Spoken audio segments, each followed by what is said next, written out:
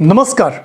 Course of discourse में मैं पुष्पेंद्र कुमार आपका स्वागत करता हूं। राजनीति में कुछ भी अप्रत्याशित या अचानक नहीं होता है, और यदि ऐसा होता भी है तो आपको यह स्वीकार करना चाहिए कि ऐसा अप्रत्याशित होना भी पूर्व निर्धारित है। आगामी लोकसभा चुनाव की अधिसूचना जारी होने से एन पहले सुप्रीम कोर्ट द्वारा असंवैधानिक ठहराए जा चुके इलेक्टोरल बॉन्ड के विवरणों को एक दिन के भीतर चुनाव आयोग को सौंपने के लिए स्टेट बैंक ऑफ इंडिया को निर्देशित करना और 2019 में संसद द्वारा पारित नागरिकता संशोधन कानून को लागू करने वाली अधिसूचना एक ही दिन जारी हुई। इससे चुनावी प्रतिस्पर्धा और रोचक हो गई। कांग्रेस समेत तमाम विपक्षी पार्टियां इलेक्टोरल बॉन्ड को लेकर खासे उत्साहित हैं, और राहुल गांधी, जिन्होंने अंबानी अडानी नाम को राजनीतिक गाली बना देने में भरपूर मेहनत की है, इस इलेक्टोरल कॉर्पोरेट फंडिंग को भारत का सबसे बड़ा घोटाला बता रहे हैं। सुप्रीम कोर्ट ने इन इलेक्टोरल बॉन्ड्स को खरीदने वालों और राजनीतिक दलों द्वारा उनके भुगतान को प्राप्त करने का जो बेसिक लेकिन अनकोरोबोरेटेड डिटेल यानी क्रेता और विक्रेता की विवरणों का मिलान किए बगैर जिन तथ्यों को सार्वजनिक करने को कहा है, उसको लेकर 3 संदर्भ हैं।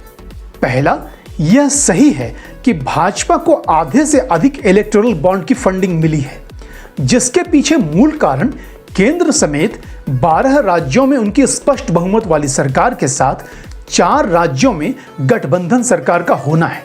दूसरा, कि चूंकि 3 राज्यों में कांग्रेस की अपनी स्पष्ट बहुमत वाली सरकार समेत 10 अन्य राज्यों में सरकार चला रहे विपक्षी दलों को भी कम या ज्यादा कॉर्पोरेट फंडिंग मिली है। लिहाजा मुझे नहीं लगता कि यह कोई राजनीतिक मुद्दा बन सकता है, यानी क्विड प्रो क्वो को अकेले भाजपा पर लागू करना असंभव है। तीसरी बात कि भले ही सुप्रीम कोर्ट ने इलेक्टोरल बॉन्ड को असंवैधानिक ठहराया हो और इसकी सूचना सार्वजनिक करने को कहा हो, लेकिन इससे राजनीतिक दलों की कॉर्पोरेट या अन्य प्रकार की फंडिंग को लेकर कोई पारदर्शी समाधान या व्यवस्था बनेगी मुश्किल लगती है। अलबत्ता सुप्रीम कोर्ट द्वारा सुझाए या सरकार द्वारा तैयार किए जाने वाले किसी नए सिस्टम में भी कॉर्पोरेट समेत सभी तरह की पॉलिटिकल फंडिंग को जनता के सूचना के अधिकार और दानदाताओं की निजता या गोपनीयता के अधिकार का संतुलन करना ही होगा। सुप्रीम कोर्ट भी जानता है कि चुनाव आयोग द्वारा मान्यता प्राप्त सभी दलों को मिलने वाले चंदे किसी भी तरह बराबर तो नहीं हो सकते। यदि कोई ऐसी केंद्रीकृत संस्था हो जहां सभी कॉर्पोरेट फंडिंग जमा होती हों और संसद व विधानसभाओं में राजनीतिक दलों के आनुपातिक प्रतिनिधित्व के आधार पर इस फंड को वितरित किया जाए, तो भी सभी दलों को समान फंडिंग प्राप्त नहीं हो सकती है, और जिन दलों के सांसद या विधायक चुने नहीं जा सकते हैं या जाते हैं, उन्हें कुछ भी प्राप्त नहीं हो सकेगा। तथ्य यह भी है कि स्टेट फंडिंग ऑफ इलेक्शन को लेकर दशकों से चले प्रयास का कोई समाधान नहीं निकला है। कड़वा सच यह है कि राजनीतिक चंदे के चोर दरवाजे पहले भी थे और आगे भी होंगे, जिसका लाभ सभी राजनीतिक दल, विशेषकर सत्तारूढ़ दल, उठाते रहे हैं। लिहाजा एसबीआई द्वारा जारी होने वाली सूचना से कोई सुनामी पैदा नहीं हो सकती, ना ही ऐसा होने से कॉर्पोरेट फंडिंग का कोई समाधान निकल सकता है। मुझे लगता है कि राजनीतिक दलों को मिलने वाली इलेक्टोरल फंडिंग को मोदी सरकार के विरुद्ध कोई निर्णायक मुद्दा समझना, यह मात्र मेरा चंदा तुम्हारे चंदे से कम क्यों जैसी ईर्ष्या या अपेक्षा मात्र है। जहां तक नागरिकता संशोधन कानून की अधिसूचना का मुद्दा है, यह स्पष्ट है कि मोदी सरकार ने इसे अपनी अधिकतम सियासी सुविधा के हिसाब से जारी किया है। विपक्षी पार्टियां सीएए को लेकर मोदी सरकार पर हेडलाइन मैनेजमेंट, सांप्रदायिक ध्रुवीकरण की कोशिश, अब क्यों लाए तब क्यों न लाए जैसे आरोपों से विरोध कर रही है, लेकिन ऐसा सभी सरकारें करती हैं। 2019 में संसद से पारित हुए सीएए पर जिस तरह अफवाह, भय और भ्रम फैलाकर बेमतलब के आंदोलन को खड़ा कर अल्पसंख्यक तुष्टीकरण का अराजकतावादी प्रयोग किया गया, वह आज भी राजनीतिक दलों के नेताओं के बयानों में दिखाई देता है। लेकिन यह स्पष्ट है कि पड़ोसी इस्लामिक देशों में मजहबी अत्याचार झेलकर जैसे तैसे भारत आ चुके इन गैर मुस्लिम शरणार्थी परिवारों के लिए संवैधानिक समाधान करने की दशकों से सेकुलर उपेक्षा की गई और 1947 में इन्हें दिए गए हमारे आश्वासन को भुलाया गया। हालांकि सीएए के वैधानिकता को सुप्रीम कोर्ट में चुनौती दी गई है, जिसे 3 देशों में पंथिक अल्पसंख्यक समूह के चयन में किए जाने वाले नीतिगत भेदभाव को तार्किक और बोधगम्य विभेद पर और उस विभेद का कानून के द्वारा प्राप्त किए जाने वाले लक्ष्य के साथ तर्कसंगत संबंध यानी intelligible differentia must have rational nexus to the objective के कसौटी पर परखा जाना है। मैं संतुष्ट हूं कि सीएए इन मानकों पर खरा उतरता है। फिर भी यदि केजरीवाल जैसे मुख्यमंत्री सीएए को पाकिस्तान, बांग्लादेश और अफगानिस्तान से करोड़ों लोगों को भारत लाने की भाजपा की योजना बताते हैं तो इसके 2 निष्कर्ष हैं। पहला कि वे भारत की साक्षरता और समझ को चुनौती दे रहे हैं और विशेष समाज के भीड़, भय और भ्रम के सेकुलर शिक्षक बनने की दौड़ में शामिल है। और दूसरा कि भारत की अशिक्षित लोगों की गणना में लगता है अनेक गणमान्य जन छूट गए हैं। वोटर कार्ड, पैन कार्ड तक बनवा चुके रोहिंग्याओं समेत तमाम नाम पहचान के अनुमानित करोड़ों घुसपैठियों और शरणार्थियों के लिए मानवाधिकार की दुहाई जपने वाले नेताओं ने अपनी संवेदनहीनता ही प्रमाणित की है। बंगाल, तमिलनाडु और केरल के मुख्यमंत्रियों द्वारा सीएए को लागू नहीं करने जैसे बयान हास्यास्पद ही हैं, क्योंकि नागरिकता संबंधित मामलों में कानून बनाने का एकमात्र अधिकार केवल संसद को है, राज्यों को नहीं। लेकिन सीएए लागू करने के राजनीतिक संदेश एकदम स्पष्ट हैं। पहला कि मोदी सरकार अपने संकल्प को पूरा करने का दावा कर सकती है। दूसरा कि पड़ोसी इस्लामिक देशों में पंथिक अल्पसंख्यकों यानी माइनॉरिटीज के साथ होने वाले अत्याचार और दमन से जुड़े भावनात्मक सरोकारों की भारत में पॉलिटिकल कॉन्स्टिट्यूएंसी तो है, लेकिन क्या सीएए भाजपा का वह दांव भी है जो अयोध्या में श्रीराम प्राण प्रतिष्ठा उत्सव के बाद बने माहौल के कारण कांग्रेस समेत तमाम विपक्षी दलों की कथित हिंदू दिखने की कोशिशों और लाचारियों को एक्सपोज करता है? एक बात साफ है कि प्रधानमंत्री मोदी सांस्कृतिक राष्ट्रवाद को लेकर मुखर हैं और उन्होंने इस वैचारिकता और पहचान को अपनी राजनीतिक शैली में ठीक उसी तरह स्थापित किया है जैसे नेहरू ने अपनी सेकुलर पहचान को। यह सवाल रोचक है कि क्या सेकुलर नेशनलिज्म और कल्चरल नेशनलिज्म परस्पर विरोधी विचार हैं? यदि हां, तो किस तरह? क्रिस्टोफर जैफरलेट ने अपनी हाल में प्रकाशित नई किताब Gujarat under Modi laboratory of today's India में मोदी के गुजरात मॉडल को लेकर कहा है कि प्रधानमंत्री मोदी ने अपने 10 सालों के कार्यकाल में मुख्यमंत्री मोदी के गुजरात मॉडल को पूरे देश में उतार दिया और आज का भारत उसी गुजरात मॉडल की छवि है।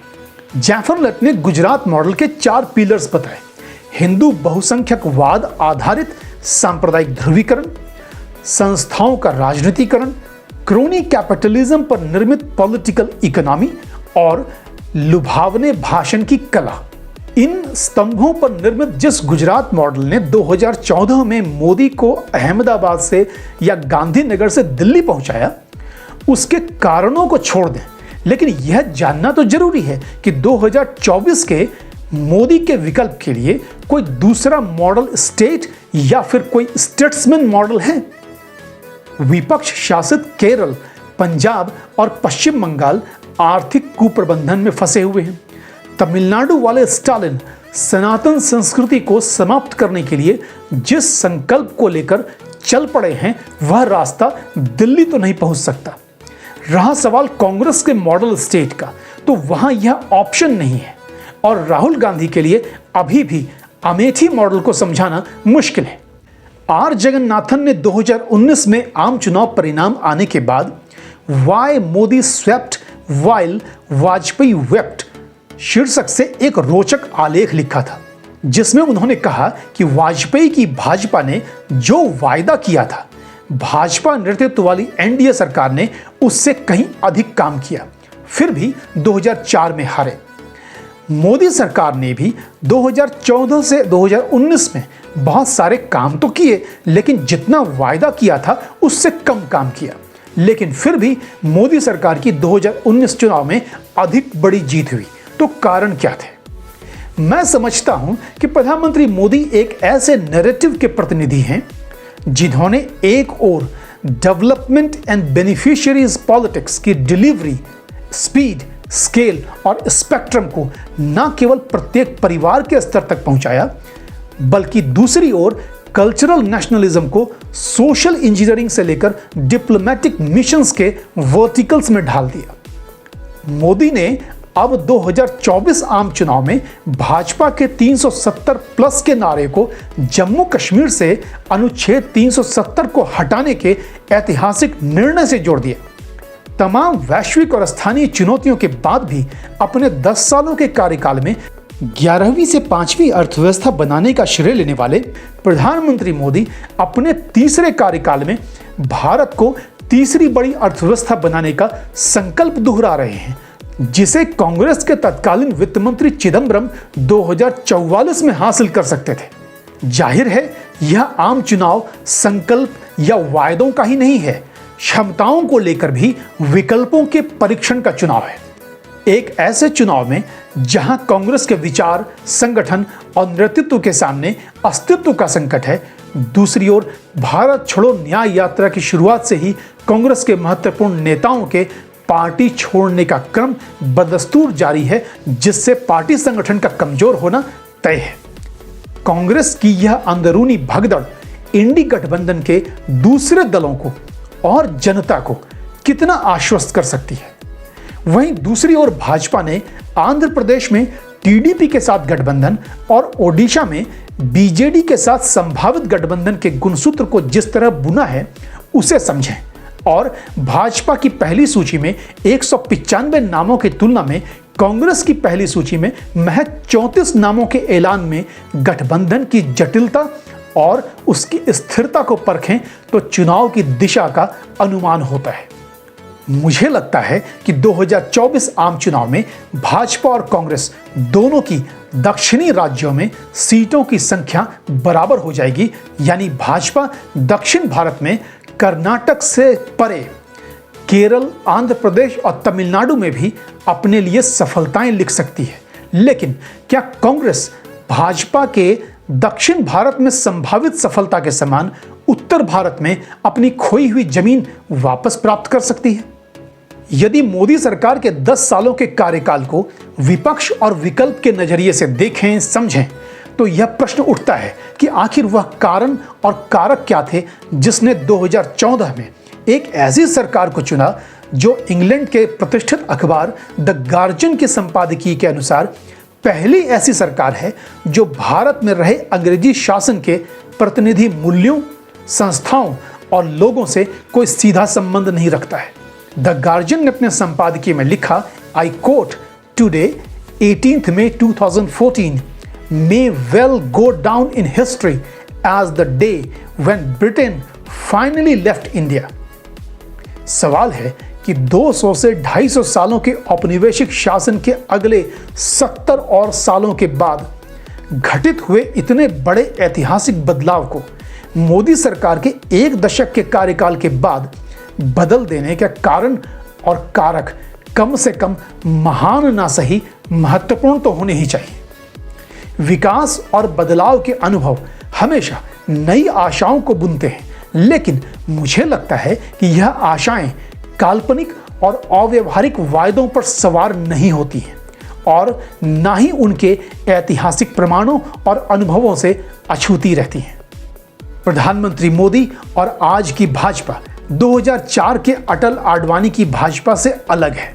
वे ना तो 37% वोट पाने से, ना ही केंद्र में गठबंधन सरकार चलाने मात्र से संतुष्ट हैं और ना ही पॉलिटिकल नैरेटिव में बढ़त को लेकर उनमें कोई थकान के संकेत हैं। लेकिन आर जगन्नाथ ने 2019 आम चुनाव के बाद लिखे उसी आर्टिकल के अंत में जो लिखा था वह बहुत महत्वपूर्ण है।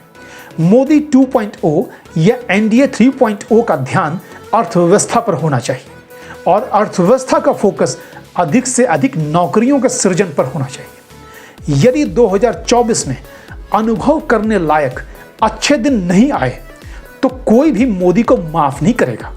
यानी यह तय है कि 2024 आम चुनाव अभी तक के सभी आम चुनावों में महान चुनाव साबित होगा। आपने द कोर्स ऑफ डिस्कोर्स देखा, इसके लिए आपका बहुत बहुत धन्यवाद। कोर्स ऑफ डिस्कोर्स को लाइक, शेयर और सब्सक्राइब कीजिए। नमस्कार।